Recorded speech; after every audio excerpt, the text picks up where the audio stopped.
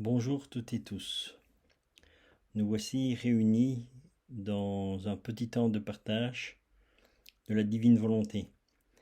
Et plus précisément ici, je vais vous partager une petite vidéo sur une expérience personnelle que j'ai eue aussi avec dans la divine volonté pour vous apporter simplement un petit mot d'explication de compréhension dans l'écriture à la lumière de la divine volonté.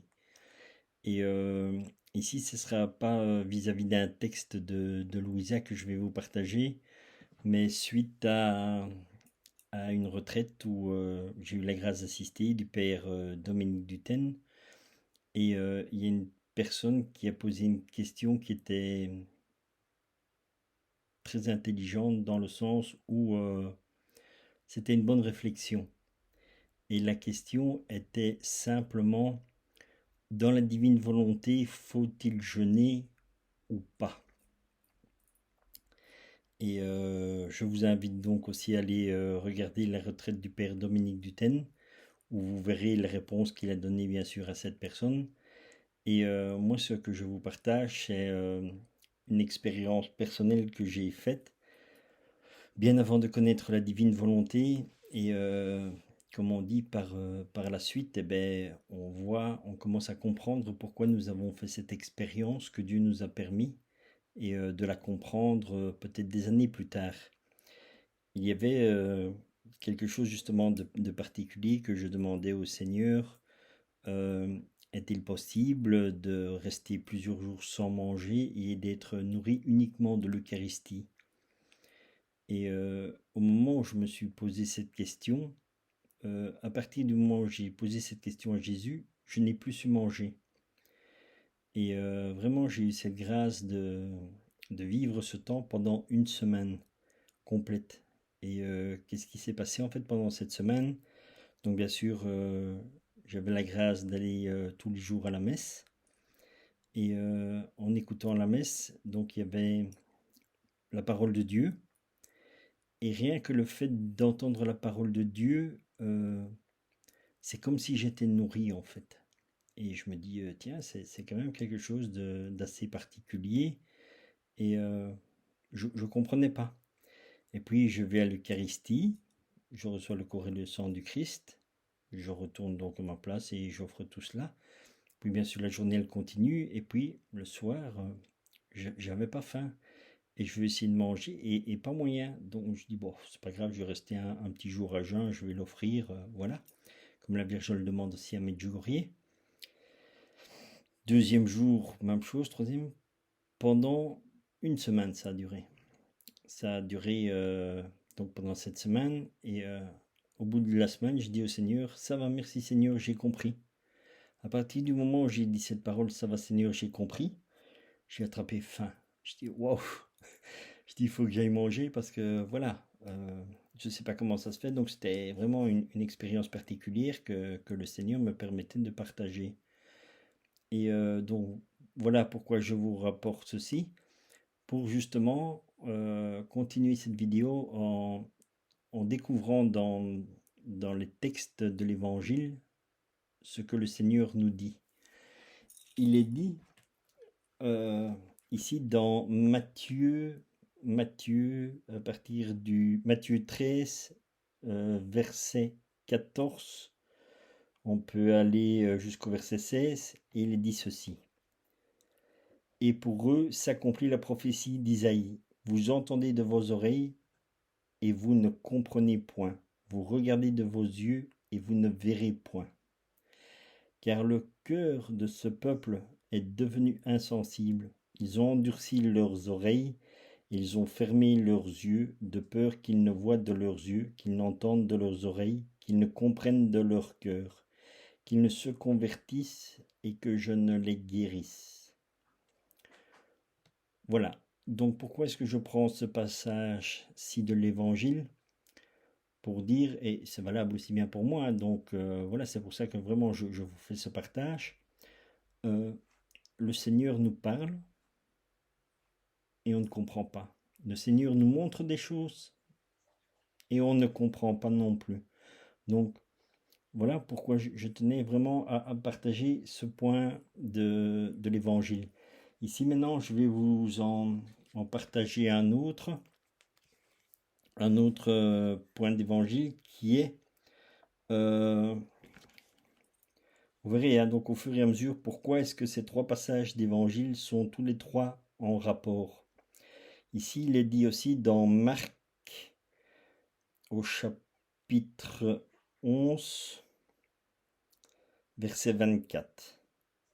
Alors, Marc au chapitre 11, verset 24, c'est pourquoi je vous dis, tout ce que vous demanderez en priant, croyez que vous l'avez reçu et vous le verrez s'accomplir.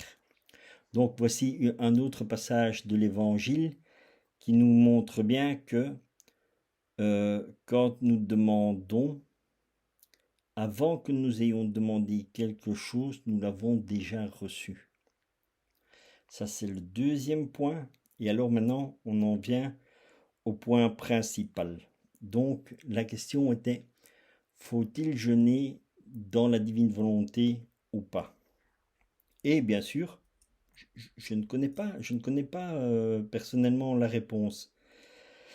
Et on va trouver, donc, quand je pose cette question, je dis, Seigneur, est-ce qu'il faut jeûner dans la divine volonté ou il ne faut pas jeûner dans la divine volonté? Et alors, le Seigneur me dit, que dit l'Écriture? Il dit, va voir à la tentation quand je pars dans le désert. Je dis, d'accord, Seigneur, je vais voir. Et il dit, regarde la première tentation. Et tu verras. Donc, je vais à Matthieu 4, donc Matthieu, verset 4, chapitre 1. Matthieu 4, verset 1 à 4. Alors Jésus fut emmené par l'Esprit dans le désert pour être tenté par le diable. Après avoir jeûné 40 jours et 40 nuits, il eut faim. Le tentateur s'étant approché, lui dit, « Si tu es le Fils de Dieu, ordonne que ces pierres deviennent du pain. » Jésus répondit, « Il est écrit, l'homme ne vivra pas de pain seulement, mais de toute parole qui sort de la bouche de Dieu. » Voilà la réponse que le Seigneur me donnait. En me disant ce passage-là aussi particulièrement de l'Évangile, pourquoi? Parce qu'il dit, là où on rejoint l'autre passage de l'Évangile, où on dit, vous avez des yeux, vous êtes aveugles, des oreilles, vous êtes sourds. On en vient là. Jésus nous donne un tout juste sur cette tentation-là à propos du jeûne. Nous sommes tous fixés sur le jeûne qu'il fait de 40 jours, donc qu'il ne mange pas. Et notre attention, on est vraiment attiré sur ce point-là. Et Jésus me dit, c'est pas ça qui était le plus important. Le plus important était ce que je répondais à propos des tentations. Il me dit, les 40 jours où je ne mange pas, c'est une chose que vous voyez, mais le principal était la réponse que je donnais à ce que Satan me disait. C'est valable pour nous tous et en tout temps. On dit tout est écrit dans la Sainte Écriture, parce qu'il y a toujours des gens qui disent oui, qu'est-ce que l'avenir nous réserve et tout. En fait, tout est écrit. Le souci, c'est qu'on ne comprend pas la Sainte Écriture, parce que nous n'avons pas cette vie dans la divine volonté. À partir du moment où nous avons cette grâce de commencer à vivre dans la divine volonté, tout commence à s'éclaircir.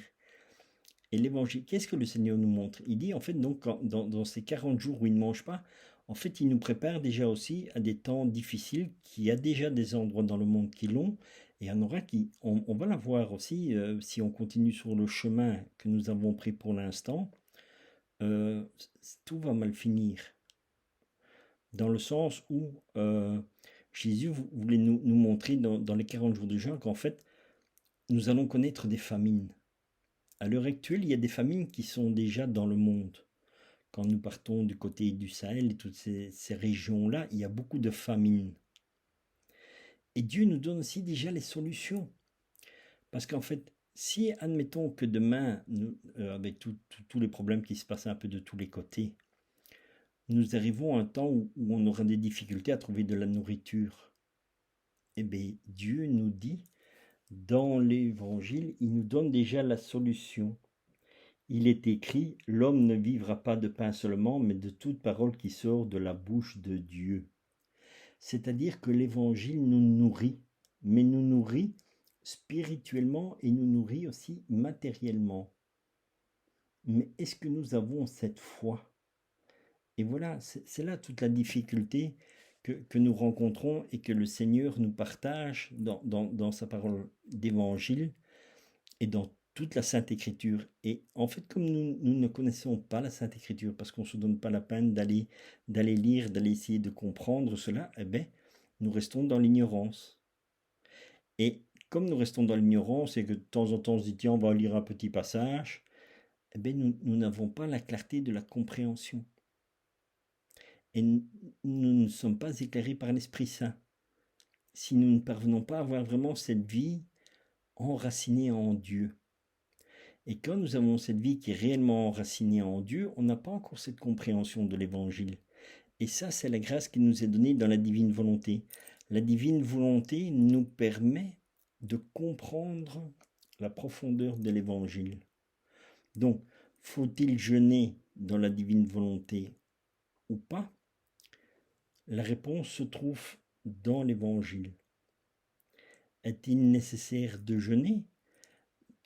Pourquoi la Vierge Marie aussi à Medjugorje demande de jeûner? Elle demande de jeûner deux fois par semaine.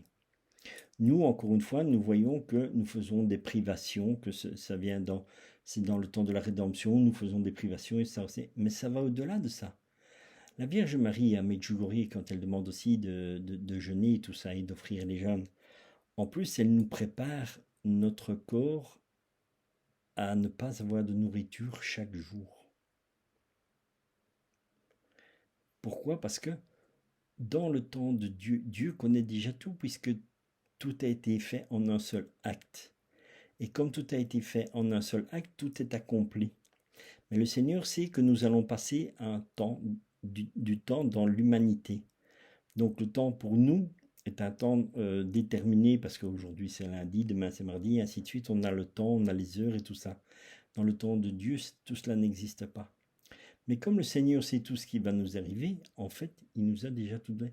C'est pour ça, on revient à l'autre passage de l'Évangile dans Marc 11, 24. Avant que vous l'ayez demandé, vous l'avez déjà reçu. Donc Dieu nous a déjà tout donné. Le tout, c'est de vouloir le chercher, parce qu'il est dit aussi, demandez, vous recevrez. Frappez, l'on vous ouvrira. Donc, toutes ces paroles que Dieu nous donne, en fait, tout se trouve déjà dans l'Écriture, et par la grâce que nous avons maintenant de connaître la divine volonté, nous permet d'avoir un éclaircissement complet sur toute la Sainte Écriture. Voilà ce que je voulais vous partager ici dans cette petite vidéo, simplement sur une question qui a été posée. Et voilà, il suffit simplement, quand on a des questions, on les pose au Seigneur. Quand on n'a pas la réponse, on dit Seigneur, quelle est la réponse? Voilà, parce que nous, on ne le sait pas. Toi, tu connais tout. Tu sais tout, voilà, eh ben voilà, moi je te pose la question simplement, voilà, comment c'est. Et ne vous inquiétez pas, le Seigneur, il répond toujours. Le tout, c'est d'être à l'écoute du Seigneur, parce que ça, c'est aussi quelque chose que nous avons très difficile, c'est écouter ce que le Seigneur nous dit. Et évidemment, comme nous ne sommes pas habitués à avoir cette vie aussi intime avec Jésus, tout ça, on a beaucoup de difficultés à la compréhension de la Sainte Écriture et tout. Donc voilà. Donc, regardons toujours dans l'Évangile, parce que tout est marqué dans la Bible. Demandons vraiment à l'Esprit Saint, dans la divine volonté, de nous éclairer. Et nous aurons cette grâce de compréhension. Donc voilà.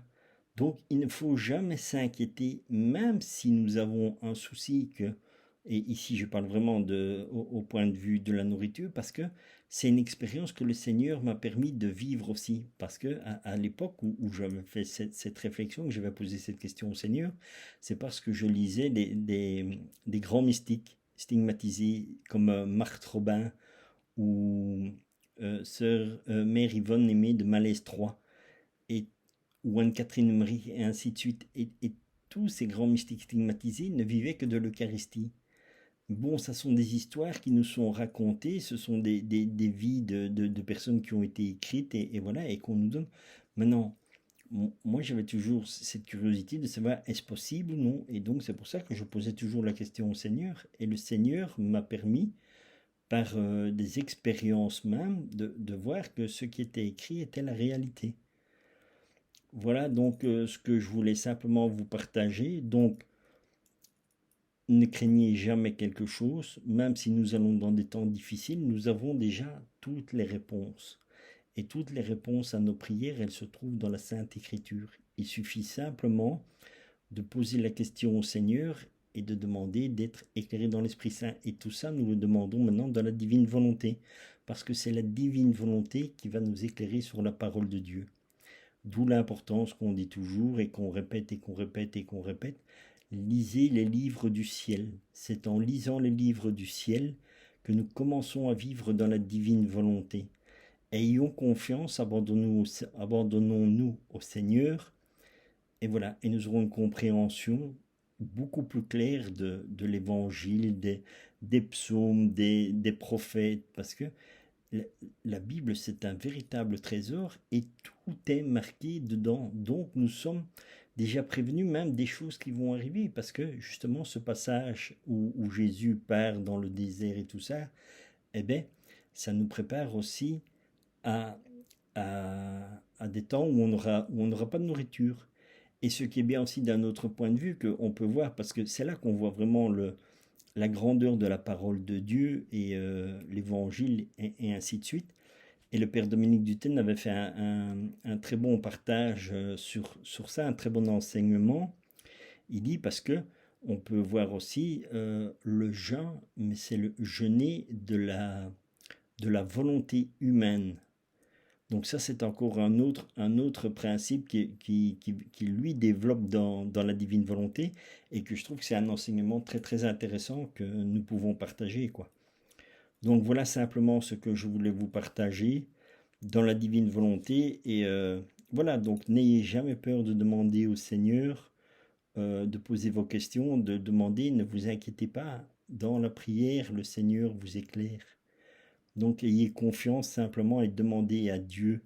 Dieu a toutes les réponses, ici tout, donc ne vous inquiétez pas, ayez cette confiance en Dieu et lisez la parole de Dieu aussi tous les jours, ne fût-ce que 10 minutes, un passage d'évangile, un psaume. Il y a 73 livres à lire dans la Sainte Écriture, donc on a le choix. Et à chaque livre qui est présent dans la Sainte Écriture, nous avons toujours des choses à apprendre. Et chaque jour, nous allons découvrir quelque chose. Et vous allez voir, au fur et à mesure que vous allez lire les livres du ciel, vous aurez encore une meilleure compréhension de la Sainte Écriture. Voilà ce que je voulais simplement vous partager. Comme ça peut vous apporter aussi une petite facilité dans votre vie au quotidien. Tout simplement, voilà ce que je voulais vous partager. Je vous propose de terminer cette petite vidéo par la petite prière du Notre Père pour rendre grâce à Dieu pour ce qu'il nous a partagé simplement ici dans cette petite vidéo. Moi je fais encore le signe de croix aussi de la divine volonté. Comme dit très bien aussi le père Dominique Dutène, vous n'êtes pas obligé de faire le signe de croix comme ça ou vous faites comme vous voulez. Moi c'est un signe de croix que j'ai j'ai pris vraiment le temps de toujours le faire simplement, donc c'est pour ça que je fais mon signe de croix dans la divine volonté, mais chacun le fait comme il le désire et voilà. Donc à chacun selon ce que son cœur lui dit. Au nom du Père qui nous a créés, du Fils qui nous a sauvés, de l'Esprit Saint qui nous sanctifie dans la divine volonté. Notre Père qui es aux cieux, que ton nom soit sanctifié, que ton règne vienne, Que ta très sainte volonté soit faite sur la terre comme au ciel.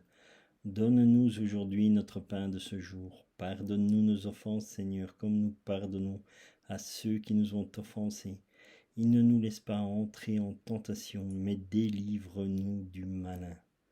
Je te rends grâce, Seigneur, dans la divine volonté, pour le temps que tu nous as partagé dans ce petit temps de vidéo, de partage sur la divine volonté. Merci, Seigneur, d'éclairer nos cœurs et nos âmes, d'ouvrir nos cœurs à ton amour et à ta miséricorde, et garde-nous toujours dans la paix de la divine volonté. Amen.